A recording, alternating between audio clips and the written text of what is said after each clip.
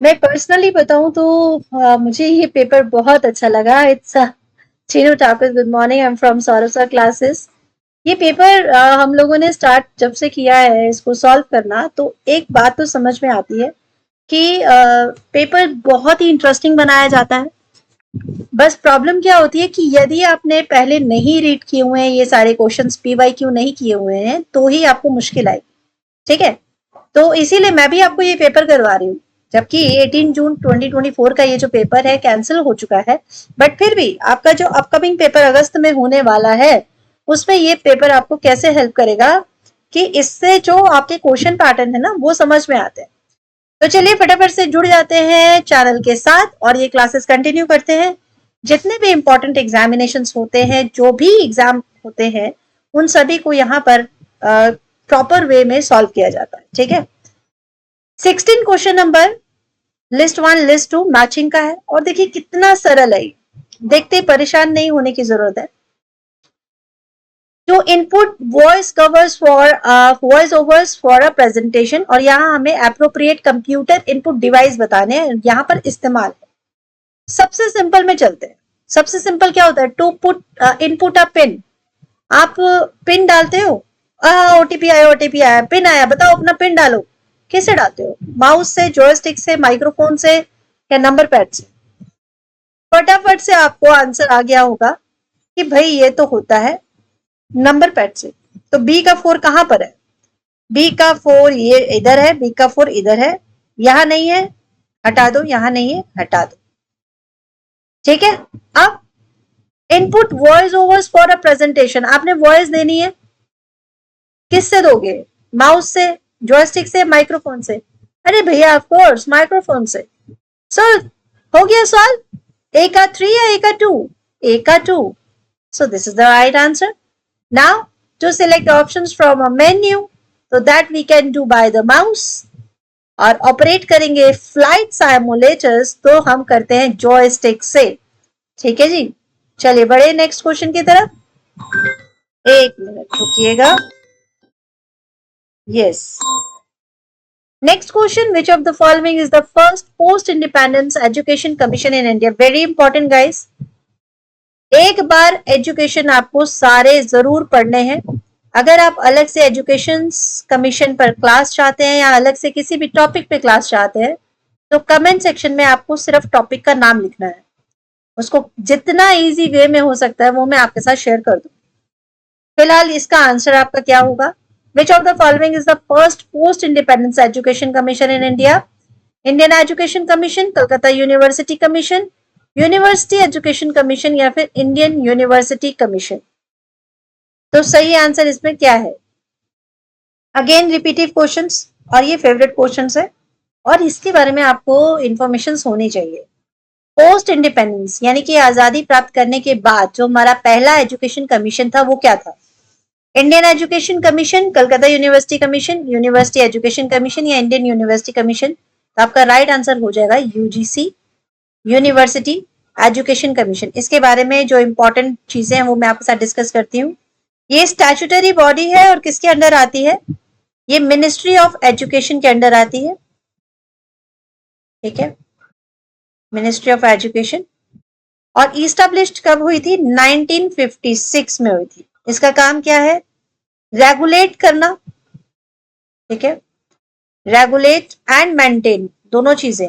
मैं जो लिख रही हूं वो आपके पेपर में आए हुए क्वेश्चन है, यानी ये ऑप्शंस आ चुके हैं। ठीक है, रेगुलेट एंड मेंटेन क्या? Standards of higher education, standard of higher education. ठीक है, समझ में आया? चलिए बढ़ते हैं नेक्स्ट क्वेश्चन की तरफ। नेक्स्ट क्वेश्चन है आपका, motor boat cover certain distance. पहले ये इरेज कर देते हैं, wait. Question number 18, okay. A motorboat covers certain distance downstream in 5 hours but takes 6 hours to return upstream to the starting point. अब यहाँ पे मोटर बोट दे दिया गया है। ज्यादातर जो हमारे प्रोफेसर साहब लोग थे वो ट्रेन से जर्नी करवा रहे थे यानी कि मैक्सिमम क्वेश्चन जो स्पीड के होते थे, डिस्टेंस स्पीड वाले, वो ट्रेन पर आधारित होते थे, बट इस बार ये लोग मोटर बोट ले आए हैं। चलो बढ़िया है। तो एक मोटर बोट है जो कि सर्टेन डिस्टेंस कवर करती है 5 आवर्स में, ठीक है, कर सकती है, but take 6 hour to return. एक तरफ जा रही है वो 5 घंटे में, बट रिटर्न जब वो आ रही है तो 1 घंटा ज्यादा ले रही है, 1 घंटा ज्यादा ले रहे हैं अपने स्टार्टिंग पॉइंट से। The speed of the stream is, speed दे दी गई है 4 kilometre per hour.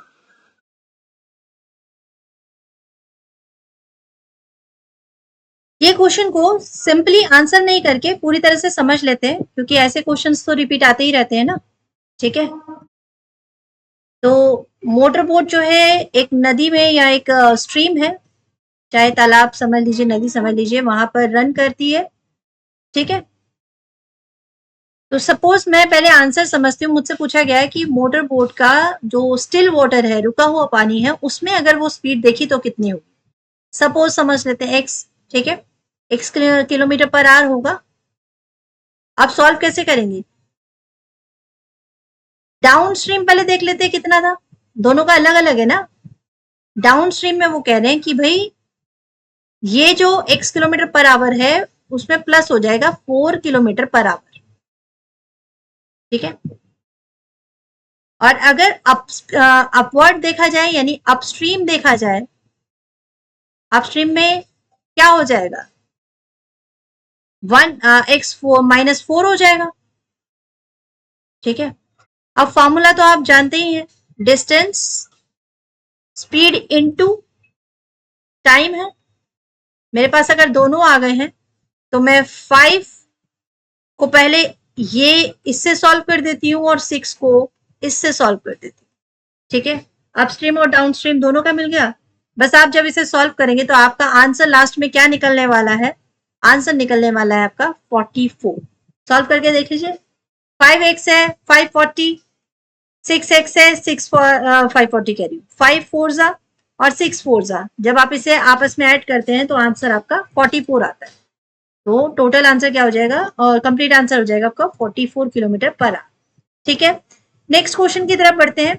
Which of the following statement E to D about computer memory size is true. अब देखो फिर से कंप्यूटर मेमोरी साइज आ गया है, मतलब ये समझ लो कि ऐसा नहीं है कि टीचिंग एप्टीट्यूड है तो बस उसी तरह के कंटिन्यू क्वेश्चन चल रहे हैं, मिक्स क्वेश्चन आ रहे हैं, ठीक है। हमें इसी तरह से प्रिपेयर भी करना है, मिक्स क्वेश्चन आ रहे हैं, ओके।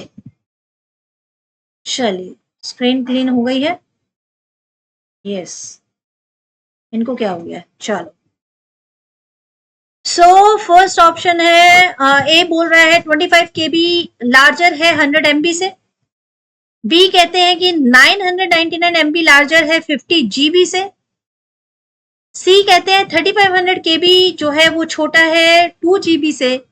और डी का कहना है कि 2350 बाइट्स स्मॉलर है 2 KB से। करेक्ट ऑप्शंस में सिंगल ऑप्शंस भी हैं और ड्वेल ऑप्शंस भी हैं। तो चलिए देख लेते हैं राइट आंसर यहाँ क्या होगा। ये क्वेश्चन में आपको सिर्फ ये चेक करने के लिए दिया गया था कि आपको बिट बाइट KB MB इसकी जानकारी है कि नहीं। बहुत आसान क्वेश्चन था, ठीक है।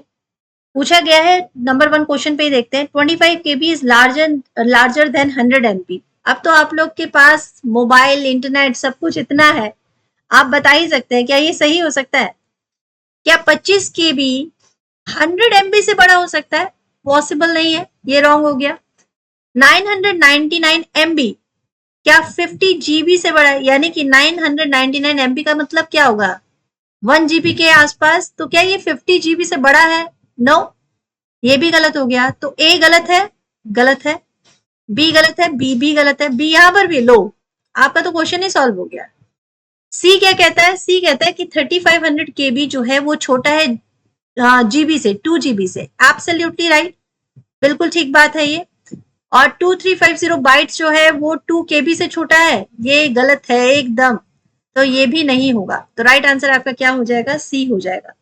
एक बार आप ये भी जरूर देख लीजिएगा, कंप्यूटर मेमोरीज जो होती है ना, बिट है फिर बाइट है, ठीक है, KB MB GB TB, ये सारा आप जरूर एक बार देख लीजिएगा, एक छोटा सा टेबल है वो हो जाएगा। तो इस वीडियो में आपके हमने क्वेश्चंस किए हैं question number 15, 16 to 19। Next video में मैं आपके साथ मिलती हूँ नेक्स्ट क्वेश्चंस के लिए।